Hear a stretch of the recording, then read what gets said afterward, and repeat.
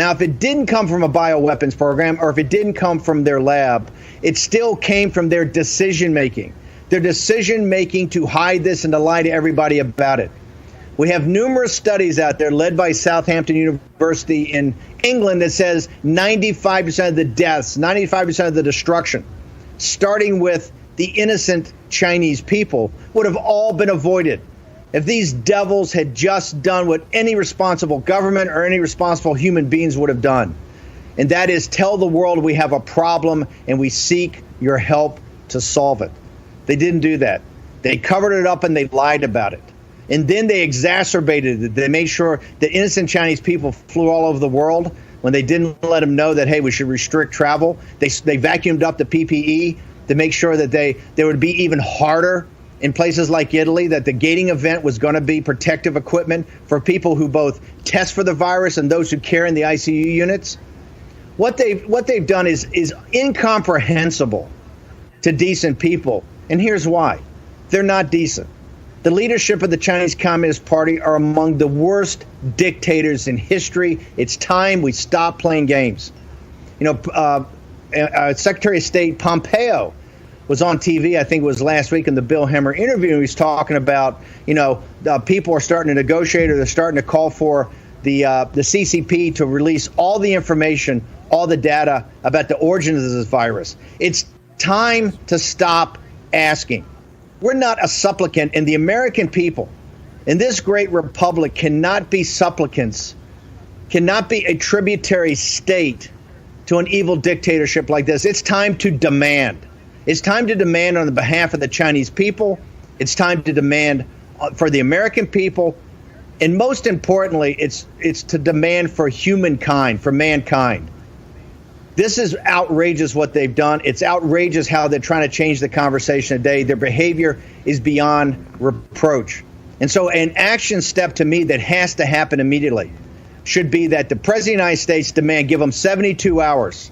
72 hours. You open up to an international consortium, and the World Health Organization will be part of that, but they can't lead it.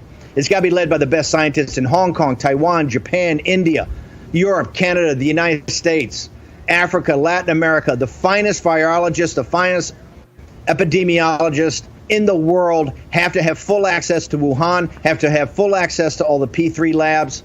Without a question, 72 hours. If you do not do this in 72 hours, if you are not prepared to have the flights come in and have us have full access to every technician, every doctor, to look at every gain of function experiment, to go through every lab, to look at every specimen, and to look at the genetic code of everything that was done.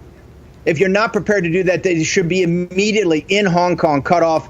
We should break the convertibility of the Hong Kong dollar, cut off the regime's access to the U.S. dollar, then sanction their 5 largest financial institutions: Hong Kong Shanghai Bank, Bank of China, CITIC, Penang Group Financial, and others. And also start to sanction the senior leadership, not the mid-level people in Hong Kong. Go right to the top because of their lying about this virus. Go right to the top. And when I say the top, I mean Wan Qishan, President Xi, and the rest of his henchmen.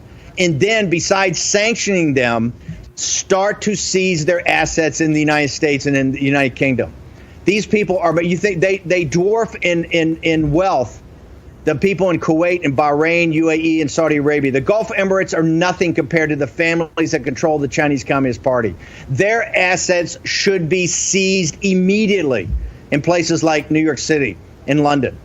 This is the only thing they understand is smash mouth. This is what they've done to the West. This is what they've done to the United States. Much of the conversation we're having right now is all marginalia. It's not getting to the heart of the problem. Part of getting to the heart of the problem is what you saw FBI Director Wray, Attorney General Barr, National Security Advisor O'Brien, and the Secretary of State Mike Pompeo as they're laying out the action steps of a fully integrated, essentially war plan against the Chinese Communist Party for technology, an information war, and economic war.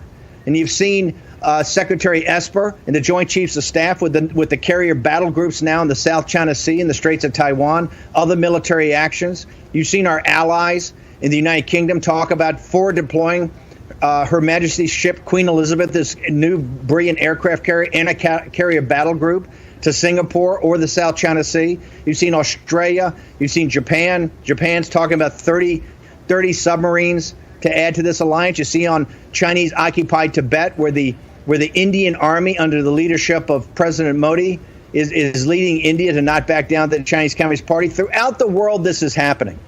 But now it's time to face facts on this pandemic. They caused it. Okay? Democrats didn't cause it. Republicans didn't cause it. The Chinese Communist Party caused it. And now it's time to hold them accountable.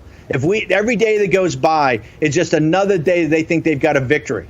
And if you think this is the last we're going to see of this, you're kidding themselves. They're sitting there and they're laughing at us right now. They're laughing at us. They think they have us on our back foot. They think they have us where we're at each other's throats.